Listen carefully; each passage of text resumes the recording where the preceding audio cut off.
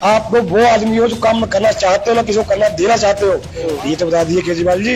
2014 में आपने कहा था कि इसी जमुना में आपको मैं डुबकी लगाऊंगा और मैं सोनिया विहार का निवासी हूँ, मैं इसी सोनिया विहार से आगे की जमुना में कब डुबकी लगाऊंगा ये मुझे आप बता दीजिए। वो पेंशन कब चालू कर रहे हो? आपने दीपावली पर हमें पटाखे नहीं चलाने दिए, आपने छठ पर्व पर हमें जमुना में छठ का पर्व नहीं मनाने दिया।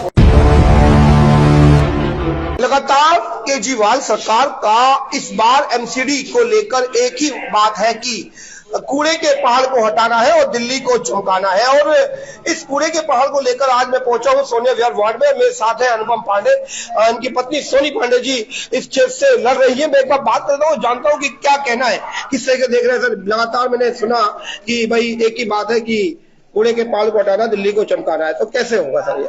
देखिए, कूड़े का पहाड़ जब ये जगह थी, ये कूड़े का निस्तारण करने की एक जगह निश्चित की गई थी दिल्ली शहर की। आबादी बढ़ने के बाद लोग वहां तक पहुंच गए, वो अलग बात विषय। और एक बात है, ये कूड़ा जो हमारे घर से निकलता है कहीं ना कहीं उसको हम डालेंगे ना कि घर में रखे रहेंगे, और उसको रखने के लिए कहीं ना कहीं जगह सरकार ने बनाई हुई है। तो ये कोई बड़ा विषय नहीं है कि कूड़े का पहाड़, लेकिन हमने कूड़े के पहाड़ को 70 फुट तक घटाया भी है।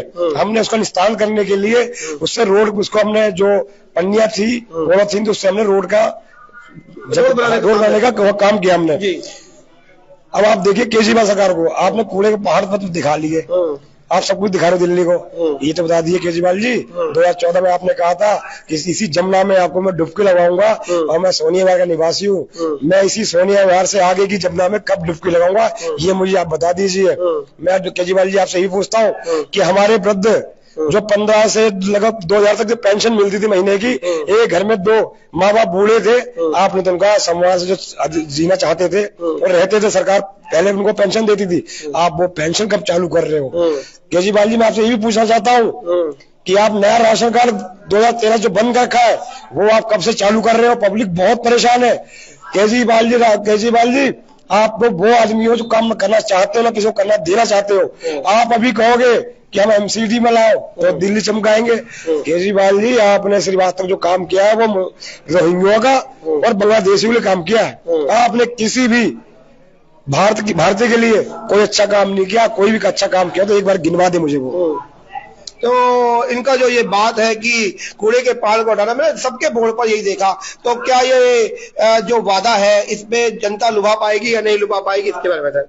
जैन साहब, कांट की हांडी एक बार चढ़ती है, एक बार हो गया 5 साल केजरीवाल, इलेक्शन करवा लीजिए। अब इनके विधायक कैसे पीटे जा रहे हैं, इनके कार्यकर्ता द्वारा पीटे जा रहे हैं, इनके यहाँ भ्रष्टाचार अनाचार भरे पड़े, इनके मंत्री जेलों के अंदर है। इनके जो पहले कहते थे कि पराली का धुआं जी पंजाब से आता, हम क्या करें, अब पंजाब में आपकी सरकार है ना। आपने दीपावली पर हमें पटाखे नहीं चलाने दिए, आपने छठ पर्व पर हमें जमुना में छठ का पर्व नहीं मनाने दिया। केजरीवाल जी आप ये बातें बहुत कर चुके हैं और पब्लिक आपको समझ चुकी है आपकी मंशा क्या है। आप सिर्फ बातें करते हैं, आपकी जबान है वो 56 इंच की है, वो जवान चलाते रहते हो, बातें करते रहते हो, आपके बातों पर किसी को कोई भरोसा नहीं है। और मैं आप भी जैन साहब यहाँ लिखवा लीजिए मेरे से कोरे कागज पे, आने वाले 7 तारीख में भारतीय जनता पार्टी का मेयर बन रहा है। और केजरीवाल जी आप ज्यादा परेशान हम आपको नहीं करेंगे, क्योंकि आपको जितना परेशान होना था आप हो लिया और जितना कर सकते पब्लिक को कर लिया आप। तो ये मान लिया जाए कि जीत पूरे दिल्ली में भाजपा की होगी, या कुछ सीटों का आंकड़ा आपके दिमाग में चल रहा है कि इतनी सीटें हमारी आएंगी उतनी आएंगी? मैं आपको निश्चित है, लिख के लीजिए, 160 से ऊपर सीटें हमारी आ रही है, 100% आ रही है। ठीक है। तो जो 160 सीटों की बात कर लूं तो जो विपक्ष, क्योंकि पिछली बार 181 सीट थी अपनी 2017 में जो चुनाव हुआ उसमें 181 सीट का आंकड़ा भाजपा का था, तो विपक्ष तो मजबूत हो जाएगा। तो विपक्ष में मजबूत हुआ तो भी बड़ी दिक्कतें खड़ी होती हैं। देखिए मैंने आंकड़ा बताया है क्योंकि 15 साल हम लोग एमसीडी में रहे और हम जनता तक अपनी बात पहुंचा रहे हैं, क्योंकि 5-7 साल जो हमारे एमसीडी के बड़े कष्टकारी हुए कि केजरीवाल जी ने लगातार सिर्फ राजनीति की, उन्होंने फंड नहीं दिया। हमारे 3 मेयर जनवरी के महीने 15 दिन केजरीवाल के घर के सामने बैठे रहे, और मेयर जो होता है वो प्रथम नागरिक होता है अपने क्षेत्र का। केजरीवाल जी के पास इतना समय नहीं था कि वो उन लोगों से मिल लेते, उनकी बात सुन लेते। तो ऐसे मुख्यमंत्री के बारे में क्या कह सकते हैं, क्या हम उस पर जिसे भरोसा करें? और वो उन्होंने सिर्फ राजनीति करी, उन्होंने कभी भी एमसीडी को टाइम पे फंड नहीं दिया। फंड ना होने की वजह से हम लोग तनख्वाह नहीं दे पाए कर्मचारियों की, कहीं ना कहीं इन्होंने राजनीति करी उसकी वजह से मैं ये कह रहा हूँ। लेकिन ये आंकड़ा मैं कह रहा हूँ और हमने पब्लिक को समझा दिया। पहले एमसीडी केजरीवाल के अंडर में थी, दिल्ली सरकार के अंडर में थी। अब हमारी जो एमसीडी है वो केंद्र सरकार अपने आप में मर्ज कर रही है। अब एमसीडी को जो फंड आएगा डायरेक्ट वो केंद्र सरकार से आएगा। चलिए, अब ये देखने वाली बात रहेगी कि जो कूड़े के पहाड़ को हटाना है, दिल्ली को चमकाना है, कि जो नारा केजरीवाल सरकार ने लगातार जनता के बीच में रखा, ये वादा या ये जो स्लोगन है, ये जनता को कितना लुभा पाता है। क्योंकि ये बात तो लॉजिकली बिल्कुल ठीक है कि एक बहुत बड़ी जगह लैंडफिल के नाम से बनाई गई थी और बड़े बड़े खत्तों से कूड़ा उठाकर उन लैंडफिल पे डाला जाता था। अभी ना तो कोई खत्ता दिखाई देता है, ना वो ट्रक दिखाई देते हैं जो बदबू मारते हुए दिल्ली की रोडों पर फर्राटे मारते हुए जाया करते थे और उस कूड़े के पहाड़ को बड़ा करते चले गए।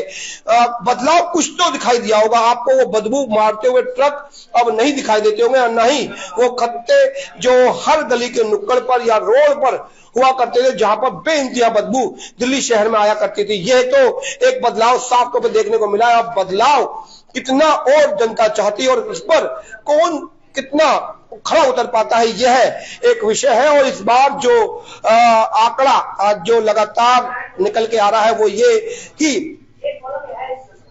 जो इस बार चुनाव होगा वो भाजपा के लिए एक साख का विषय है और इसके लिए केंद्र तक राजनीति गर्म हो चुकी है। और यदि केंद्र तक इस चीज की राजनीति गर्म हो चुकी है तो यह तो विश्वास मानिए कि यदि भाजपा की सरकार बनती है तो केंद्र सीधे तौर पर अब एमसीडी में दखलंदाजी देगा, तो पैसे की कमी नहीं रहेगी। और यदि इस तरह की कमी नहीं रहती है तो जरूर कोई ना कोई एक बड़ा बदलाव देखने को मिलेगा। ये जो अधिकारी है, यदि वो अधिकारी अच्छे से, यदि केंद्र उनकी ऊपर जांच या केंद्र उनके ऊपर निगाहें रखेगी तो अच्छे से काम करेंगे। और यदि काम अच्छे से होगा तो काम ही केवल सफाई और झाड़ू का है। तो सफाई, कूड़ा उठाना, गंदगी को हटाना और गली नालियां बनवाना, यदि इसका काम भी केंद्र सरकार अपने हाथ में लेती है तो वाकई दिल्ली चमक उठेगी।